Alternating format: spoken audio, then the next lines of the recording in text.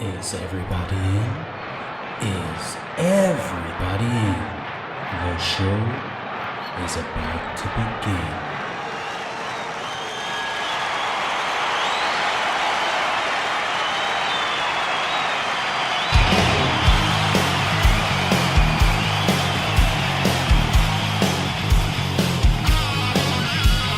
Welcome to the podcast, concerts that made us, interviews and stories, tales from the bus. We love taking you back to when it all went down. The greatest live shows and that cheering crowd sound. It's concerts that made us, concertsthatmadeus.com.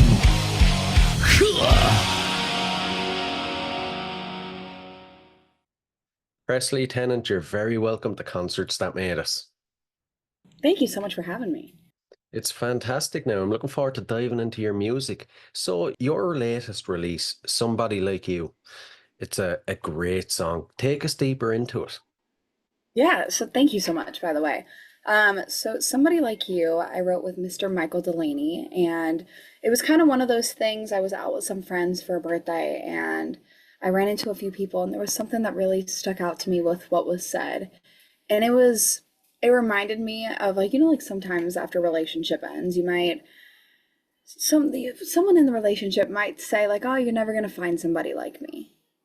And it's like, okay, I can be a little bit, I'm gonna keep it PG, I can be a little bit sassy. Um, and so I would say, well, good. Like that's kind of the point. Usually when a relationship doesn't work out, you kind of want to find something that's a little different. True. And so I was talking to Michael about this. We were getting together to write a song, and we were trying to figure out what to write about. And we just started talking about life, and I brought up that situation. He was like, "Oh, so you hope to never find somebody like them?" And I was like, "That's what we're writing about. Like this is the song." And so we wrote the song, and I felt like it was so fast, like the way we wrote it. But I think maybe because it really happened, and I was like digging from personal experiences and things like that. But then also making it like very. I feel like the verses and everything like that is very cut and dry. Like it's just like things that you don't want from somebody. It doesn't matter who it is or what the situation is. It's just normal things. And so we wrote the song, and it's finally out, and I'm very, very excited. It's the first single back in about 2 years. I want to say it's been a while since I put out music, but I am very glad that that was the first one out, and there's so much more music to come. Oh, glad to hear it. Glad to hear it. Bit of an interesting one. What was the original vision and how close is the finished product to it? Honestly, it's pretty close. I would say when we just did a work tape on it, and so we wrote the song, laid down like a scratch tape, and it didn't sound great. Like it was just like, okay, let's get through it, get the layout of it, and then I think we recorded it like two or three more times just to make sure like all we're happy with it. Um, and then I brought it in for the tracking session. I sent it to all the guys, and so they got all the charts and things like that. And I think it's magic whenever we go into track because it's like they take a song just from like a work tape and it's full production, and they just hear things so differently than what I would ever think of. And it takes a special ear for that, and so I like applaud them. That's why I say it's magic that goes from nothing into like the full thing, and I'm like, okay, in 3 minutes, and I'm like, well, our job here is done, guys. Thank you so much. No, but they're incredible. And so when we finished tracking it, I was like, this is exactly how I imagined it, and I'm very very glad that it turned out the way it did. And then getting to work at like soundstage to get it all tracked, it was just incredible. Brilliant. Brilliant. How has the reaction been? Are your fans absolutely eating it up? Actually, yes, I was like a little nervous because after 2 years of releasing music, it's always a little nerve-wracking to like put out music again because you're like, oh my God, like how is this going to be perceived? Like, is this going to go across right? And as soon as it was out, it was just like the response has been so incredible. I'm so grateful for all of it. And then it's been playlisted a bunch by Spotify and Apple Music, and I did not think that was even gonna happen for like the first song back. I don't know. I'm like, I won't believe anything until it happens because I've got my hopes up too many times. I've been let down. So I was like, when they playlisted it, and I was like, "What, you're kidding right now? Like you're kidding. This isn't real life." And but I don't know, it was just a really cool moment. I'm really glad a lot of people have put it on their playlist and are listening to it nonstop, and I'm very, very grateful. Definitely, definitely. I have to ask though, why 2 years? Why did it take so long to get new music from you? It almost, I think during that time, it didn't feel like it was that long because there was so many things going on in the back end where I was like, okay, like I want to. During that time, I had written a lot of music when I was 18 to 20 years old, and I'm 22 now, but I'd written a lot from 18 to 20, and I felt like it was just that one chapter in my life where you're growing up, you learned a lot more things, you go through more life experiences, um, and so I felt like time really just flew by. And especially during COVID, and that's when I was releasing all this stuff. And after everything kind of died down, and then I got to the point where I put out the EP, and I was like, okay, I want to make sure I'm doing this the way I want to do it because I feel like I was learning as I went. Because the music industry is a little difficult if you don't know what you're doing too much. Even when you think you have an idea, it could still be very difficult to Oh navigate. yeah. And I was like, I've been doing this since I was 10. I've been in the music industry since I was 10. So I was like, I feel like I have a pretty decent idea. But even now, I'm still learning so many things. But I would say last year and the year prior, like all of this year and last year, I have been going out to Nashville consistently once a month, writing with so many incredible writers that I've looked up to for so long. And so it's just been kind of getting the new catalog of music going and seeing writing so much so I can see which one floats to the top. Um, that like really like resonate with me, especially during that time in my life where I'm like, okay, like what can I put out? Like what feels the most me at that time? And so we have 4 or 5 songs ready just to be put out for this year, and then writing on top of it even more. So there's even more to come after that. Oh, lovely, lovely. You probably don't have a date for the next one, do you? How long do we have to wait? It's a lot sooner than everyone thinks. I can't say the date yet, but it's something coming very soon. Brilliant, brilliant. Now, something I keep coming across when I was researching you was California country. As someone from Ireland, I've never heard of that term. It's the usual traditional country, Nashville. What is California country? So I feel like when I hear California country, I think a lot of people will say that they resonate more with like the Buck Owens type country, like Bakersfield sound, because there's a certain sound that comes out of that area. But I like to say because I'm from California, I grew up listening to so many different types of music, and I have so much influence all around me. I mean, I'm down by the beach right now, and it's like I can go down somewhere and it's like more reggae stuff, or it's more like the beach vibes, like a little Jack Johnson type feel. But then it's like I go to LA and you have the R&B, the hip hop, the rock, and so I grew up listening to all of it. I mean, country is definitely where more resonated with. Um, but I like to say that I'm taking different influences from other styles of music and putting it in my own.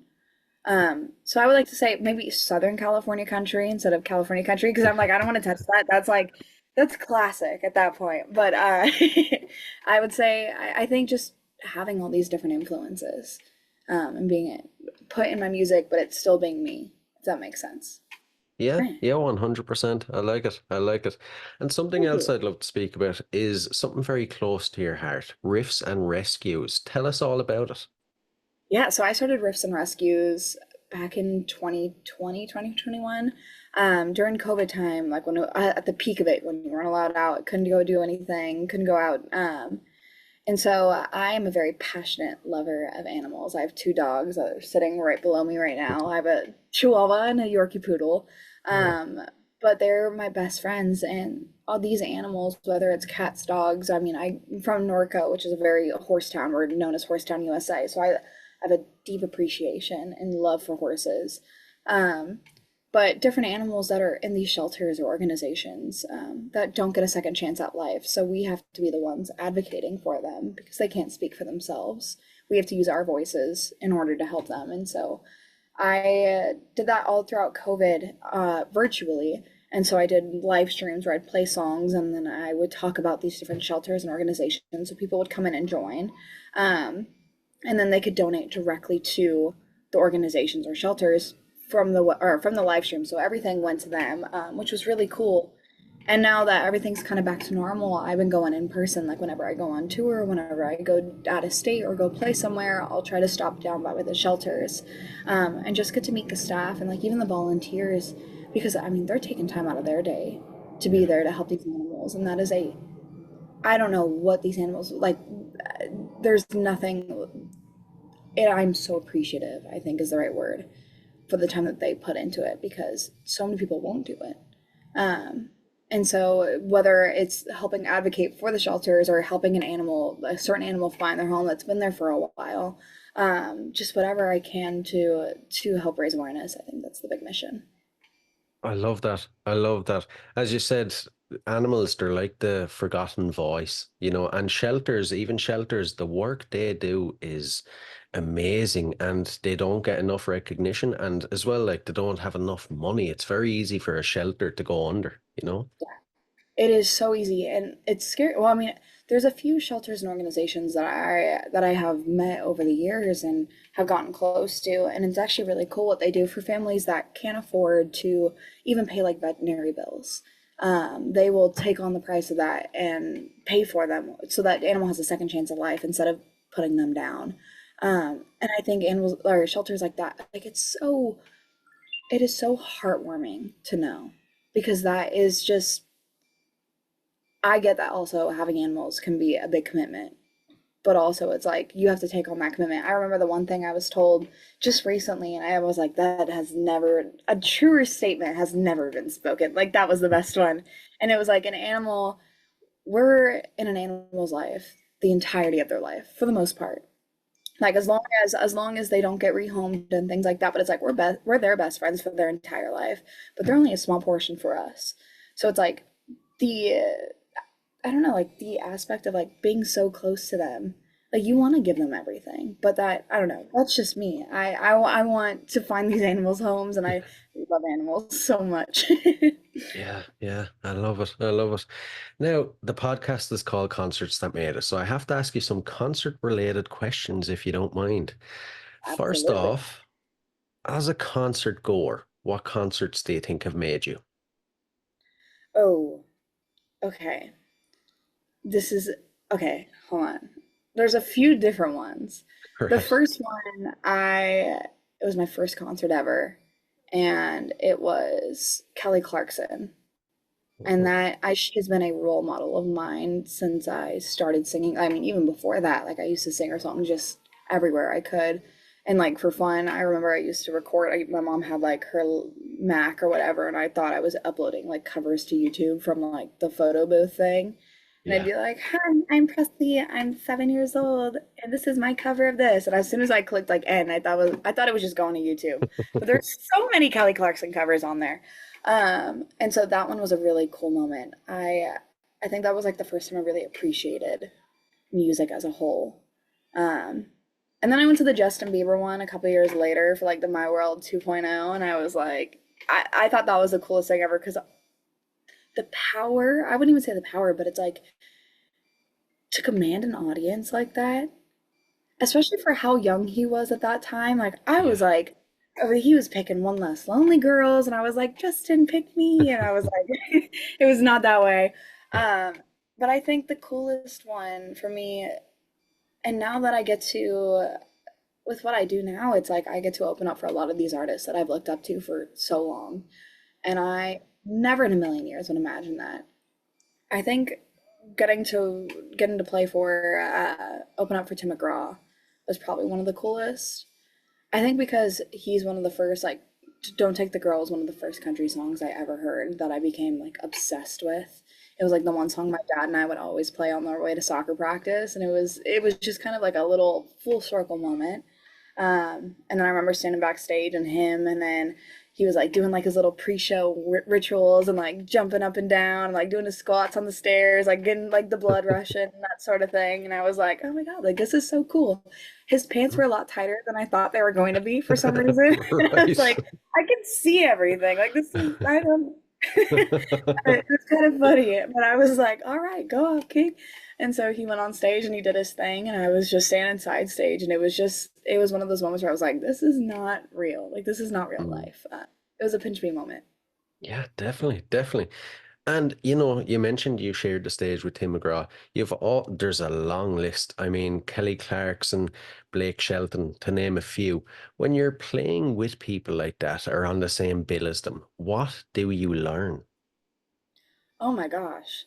I think, I mean, even yesterday, and it's really cool because I've met a lot of these artists that I get to open up for, but I've become friends with them. Like even yesterday, I like Cafe Anderson, and I met him a couple years back inside like a hotel lobby in Nashville, and we had just briefly talked over Instagram really quick, and I saw him then. And we had like he was like, "Do you have 5 minutes? Like I want to tell you like share a few things," and I was like, "Yeah," Yeah. and so we ended up talking for an hour and a half. It was me, my mom, him, and then I want to say like his cousin or something like that, and he just shared so much about the inside of the music industry and what he did and like his journey, and I was like, that is so cool. And then I saw him again yesterday and it was like the same thing. We were sharing the same trailer. We were hanging out the entire time. And so I got to meet him and the rest of his band and they're Yeah. so incredibly nice. But I learned so much just from talking to these artists because they've also been doing it for so long. And so they know the ins and outs, but also getting to see it firsthand,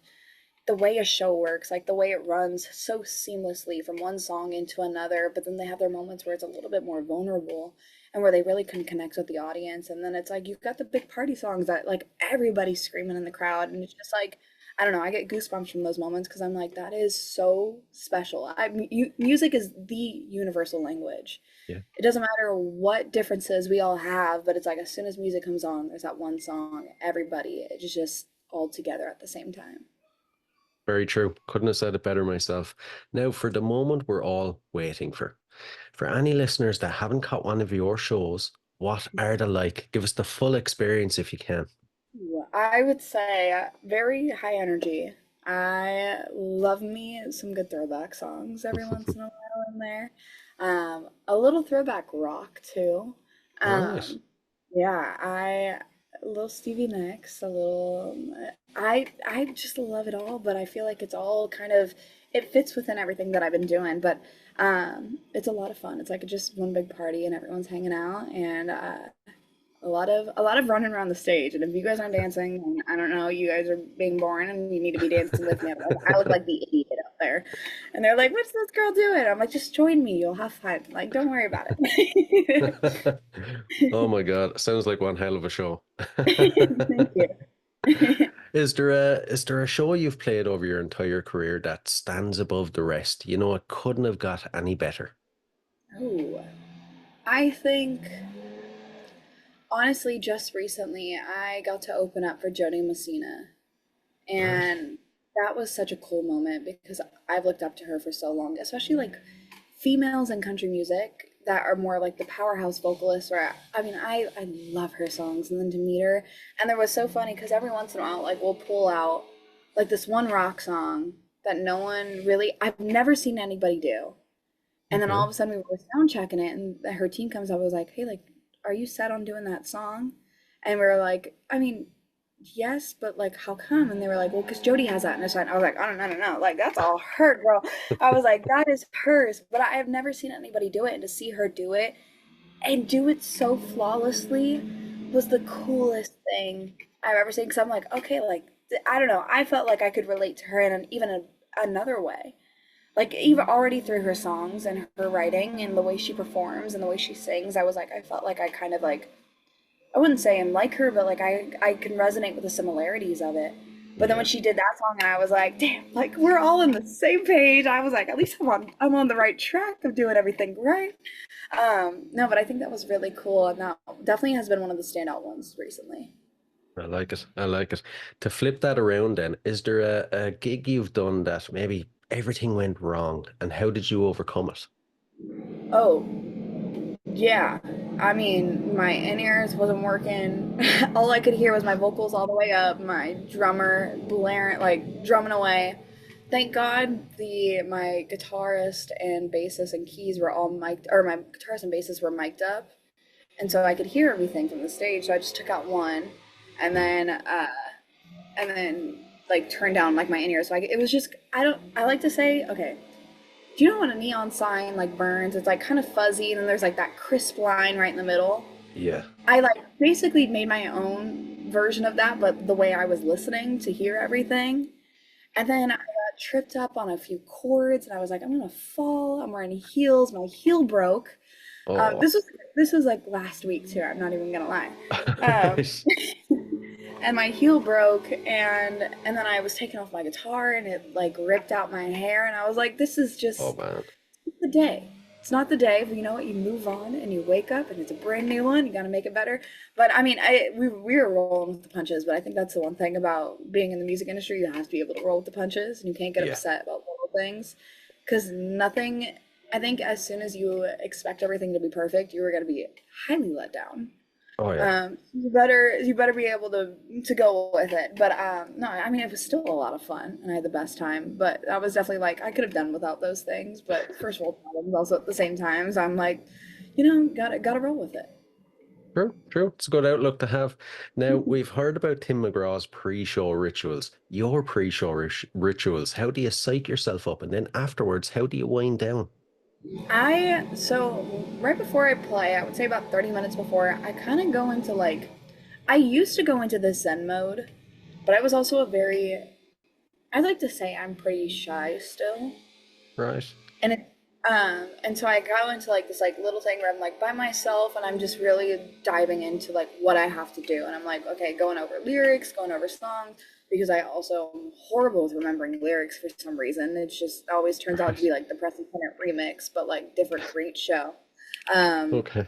but and so I'd really just focus on that. But now I feel like the more I play these shows and the more I'm around different people, it's like I'm able to really just find comfort in hanging out with everybody. And I feel like it's one of those things that's like you look at each other and it's like, we got this. And it's like, you got this, I got this, we got this. So I would always say that's like before the show. And then afterwards, as soon as I finish, I run back to the green room and I fix my lipstick because it's all over my face from the mic. Yeah.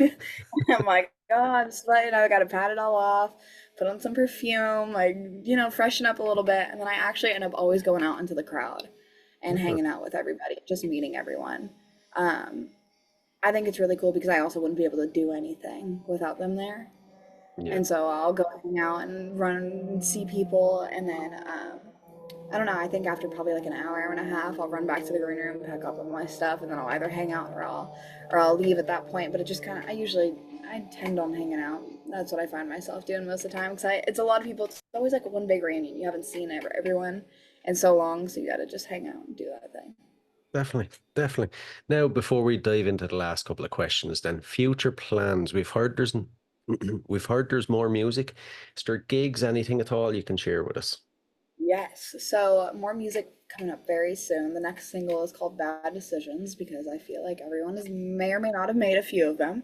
Um, but bad decisions make the best stories. That's what I like to True. say. True. Um, but so new music coming out very soon, and then I'll be opening up, or I'll be playing out in Tempe, Arizona on July 4th.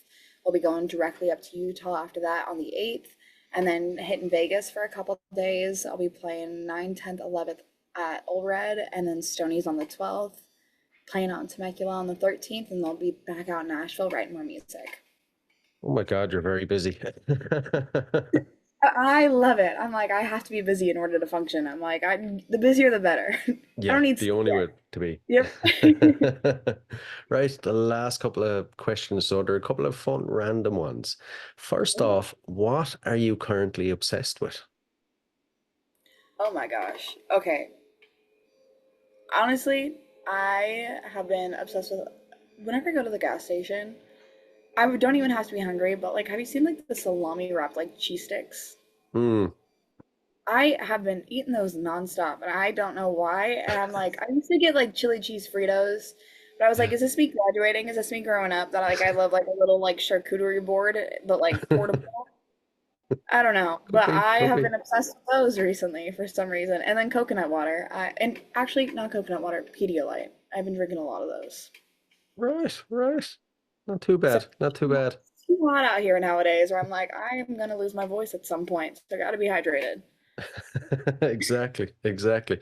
The next one, it's a bit of an odd one. If you had to spend 24 hours locked in a room with any musician from history, who would it be? Oh my gosh. You know what? This is such a hard one. I would like to say like Johnny Cash, but also I'm like, I just want to hear the stories from like the craziest musician. Yeah. I don't know who would be. Okay, the first one that comes to mind would be like Ozzy, but that's because he bit the head off of a bat. But also, I'm like, do I want to hear that story? And do I want to be locked in a room for 24 Yeah, hours? that's the thing. Okay, I would say like Johnny Cash. Okay. Yeah, Nice and safe. I feel like that's a safe answer. Yeah, yeah. Be, be still pretty cool though. He had his Yeah, wild times as well, you know? yeah, yeah. Yeah. But I'd want to hear about those. I don't know if I want to hear about writing that. Anyway, continue on. What's the next question? Right. The final one. What is your go-to album? What's an album you constantly revisit? Oh my gosh. It would be Chris Stapleton's album, and I'm blanking on the name, but it's Red, and that's how I find it. But it is, I said, I wish I had it on me right now, but it is one of the most incredible albums. But I think I've looked up to him and like for so, I mean, he doesn't even have to be singing any specific words. Like he could just be saying the word "oh," and you're like, "Yep, I've heard that." Like, there's something so incredible about his voice that I always gravitate towards. So I would definitely have to say, I mean, you can really never go wrong with any of his albums. True. True. Brilliant. Listen, Presley, it's been an absolute blast now. Thanks a million. Thank you so much for having me.